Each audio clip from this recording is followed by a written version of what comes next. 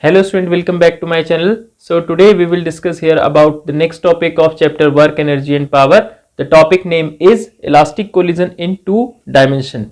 So here in this condition, when we talk about the elastic collision in two dimension, we will discuss about when the two body collide with each other, then after collision they are moving in two dimension plane, or you can say two direction, means xy plane. So that time what should be the angle between them if the collision is perfectly elastic? So let's start this topic with the heading elastic collision in two dimension.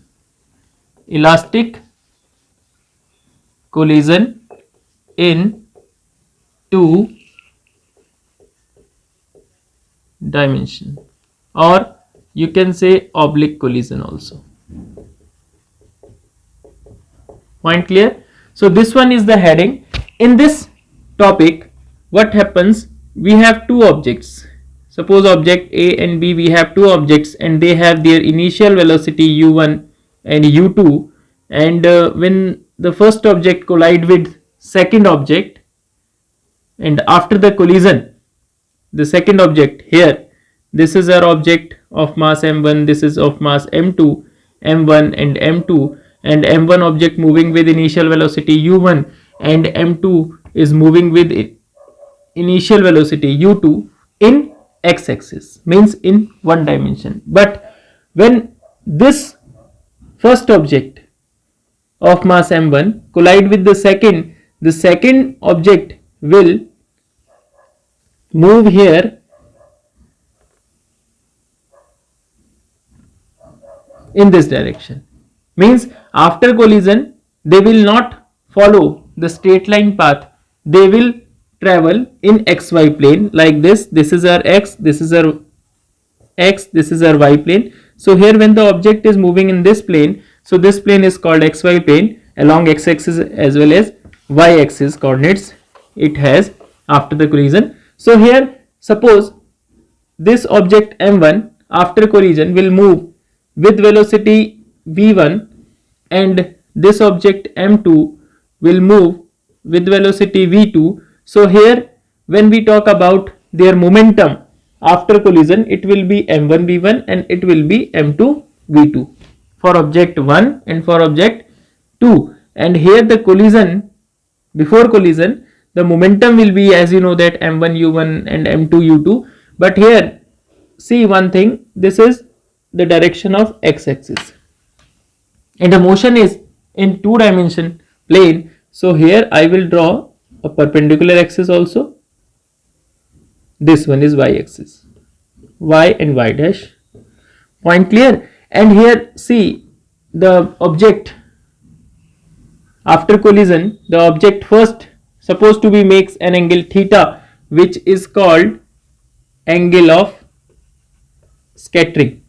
Means after collision it will scattered at an angle theta with respect to x-axis. And similarly when the m2 object collide with 1, so it will supposed to be makes an angle phi, which is called here angle of recoil. Clear? So it will move with velocity v2 and similarly it will move with velocity v1 after collision. As we know that here the collision is elastic, for perfectly elastic condition the kinetic energy as well as their linear momentum remain constant. So let's see, here we will see under the elastic condition, perfectly elastic condition, when I will take some special conditions like m1 is equals to m2 and finally u2 is equals to 0. So for this condition, for simplicity, we will take this condition. Then we will observe that the value of theta plus phi is equals to 90 degree. Means the sum of angle of scattering and angle of recoil is 90 degree, or you can say that the two bodies of mass m1 and m2 will make an angle 90 degree with respect to each other after collision. Point clear? Let's start. We will discuss here. So before that I will continue the completion of diagram. See here m1 v1 is their velocity, v1 is their velocity, m1 v1 is their momentum. So v1 is velocity of object A. So for this condition, the object A with velocity v1, horizontal component is v1 cos theta and v1 sin theta. And similarly here it is for that this object v2 cos theta phi and this one v2 sin phi. Point clear? This is the completion of diagram. So complete diagram. After that I will continue the topic. Here let two objects or bodies of masses m1 and m2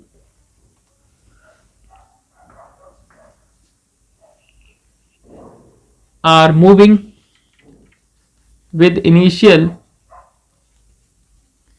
velocity u1 and u2 along x-axis as shown in figure. After collision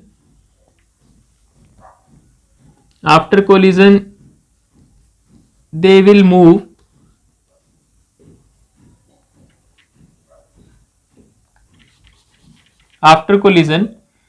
moves at an angle theta for m1, means for m1 mass object, and phi for m2 mass object. Point clear? Here theta is called, I have written there, theta is called angle of scattering and phi is called angle of recoil as shown in figure, you can say. Clear point? Now see, since collision is elastic,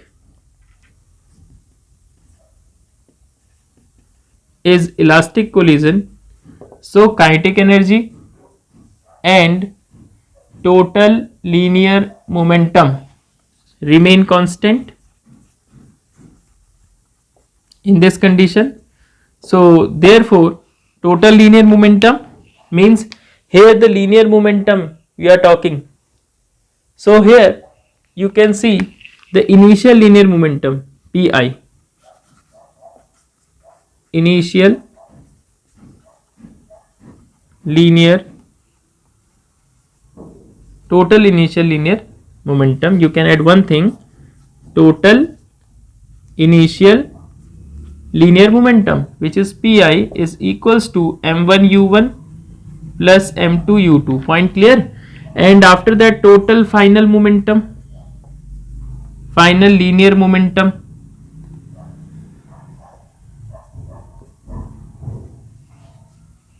so it will be pf, as we know that here since the object is moving along x-axis initially, so here I will do along x-axis. This linear momentum is along x-axis. Point clear, student? So here we are talking about the linear momentum along x-axis. So after collision you can see v1 cos phi, v cos theta, v2 cos phi are the component of velocity which is along the x-axis direction. So the linear momentum for this is m1 v1 cos theta, m1 m2 v2 cos phi. So this is the linear momentum along x-axis direction. So it will be m1 v1 cos theta, m2 v2 cos phi. Point clear? So as I have written here, kinetic energy and total linear momentum remain conserved. So we can write here m1 u1 plus m2 u2 is equals to m1 v1 cos theta plus m2 v2 cos phi. Point clear? This is the condition for x-axis. Now here for y-axis, because the motion or you can say the collision in two dimension, So y-axis, for y-axis, this is for x-axis, or you can say along x-axis, and here I will write along y-axis.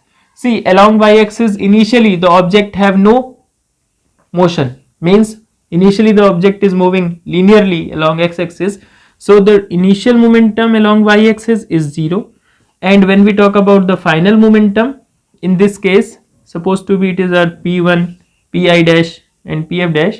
So this is the final momentum which is along y-axis, as we have here v1 sine theta, v2 sine phi are the component of velocity along y-axis.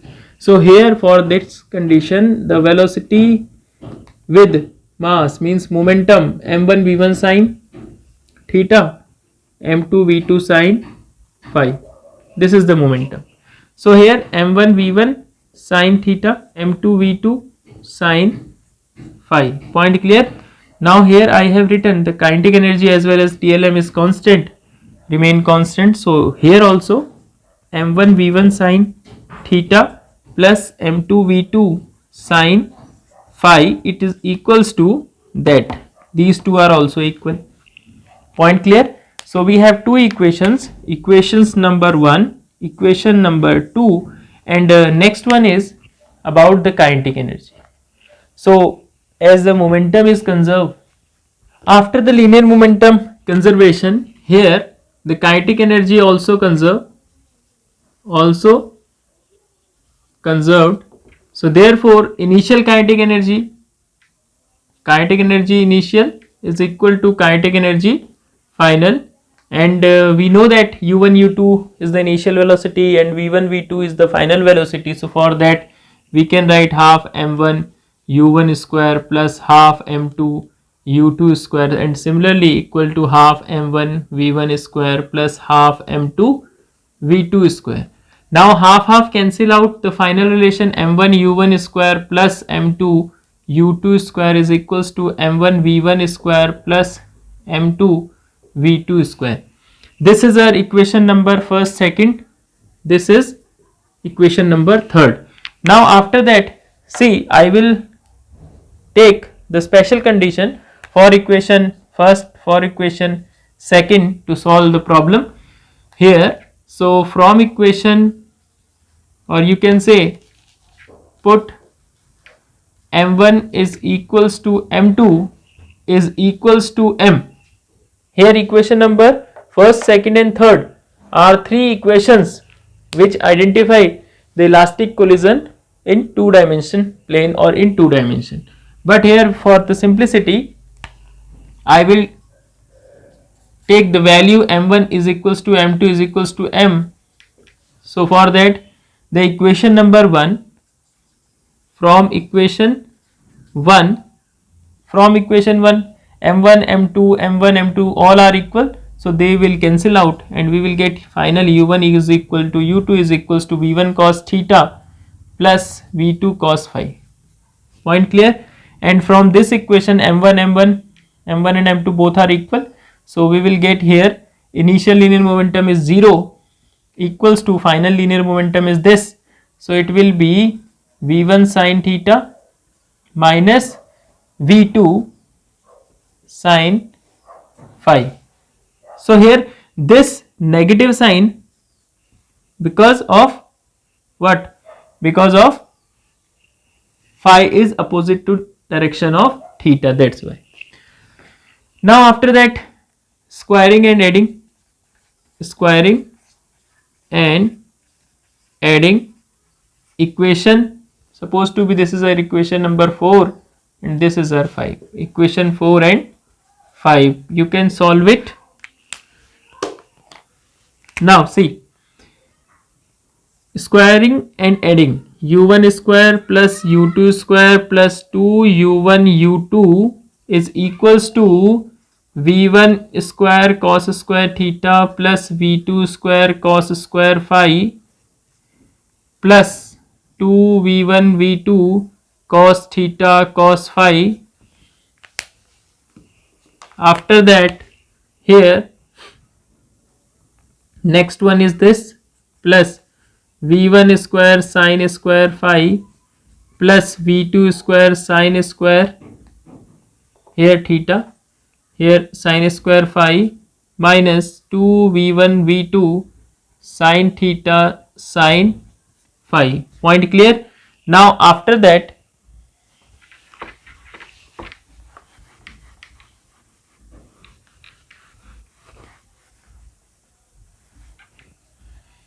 see here, we will add these two equations. So after adding, you can see here v1 cos square phi, v1 square cos square phi, v1 square sin square phi, and this one will add together and we will get the final answer, and 2v1 v2, 2v1 v2 taking as common. So see this side, u1 square u2 square plus 2 u1 u2 is equal to v1 taken as common, so it is cos square theta plus sin square theta. Similarly, v2 square taken as common, cos square phi sin square phi, point, plus taking 2v1 v2 as common, so it is equals to cos theta cos phi sin theta sin phi. Point clear? This is equals to 1, as you know that. So it is u1 square u2 square plus 2 u1 u2 is equal to v1 square v2 square, this will equal to 1 plus 2 v1 v2. Here I will use trigonometric formula cos a cos b minus sin a sin b, which is equals to cos a plus b. Point clear? Formula is here cos a cos b minus sin a sin b, it is equals to cos a plus b. So after that, see, from equation third, you can see here, if I will substitute the value of m1 is equals to m2 here also, so you can say one thing, you can write from equation third, if you will substitute this condition, which is equals to m1 is equals to m2, for m1 is equals to m2, we will get m1 is equal to m2, this and this cancel out, and the final result is u1 square u2 square is equals to v1 square v2 square. So this condition we will put. Point clear? So we can substitute this value here also and here also, they both cancel out each other. Now for, we can write directly from this side, this value and this value cancel out, because if we substitute this condition for equation number third, then we will see that u1 square plus u2 square is equal to v1 square plus v2 square. So they both cancel out, and the final result 2 u1 u2 is equals to 2 v1 v2 cos theta plus phi. Point clear? Now after that, 2 and 2 both cancel out, so let's start here.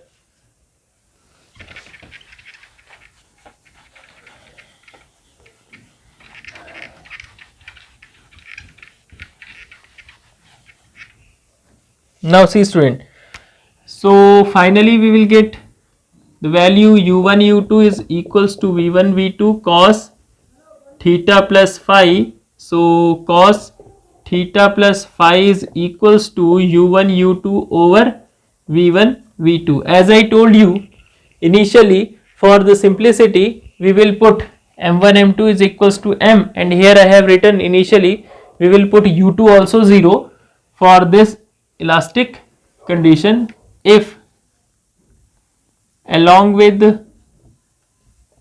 m1 is equals to m2 we put u2 is equals to 0, means second object is at rest under this condition. So for this condition you will see u2 is equals to 0. Now the last equation will be cos theta plus phi is equal to u1 over v1 over v2 into 0. So it will be cos theta plus phi is equal to 0. Theta plus phi is equals to 90 degree. So this is our final result, which implies us if two objects of same mass m1 equals to m2 is equals to m, so that they are colliding in two dimension. After collision they will move in two dimension plane with velocity v1 and v2. For that, the initial velocity of second object, which is m2, is 0.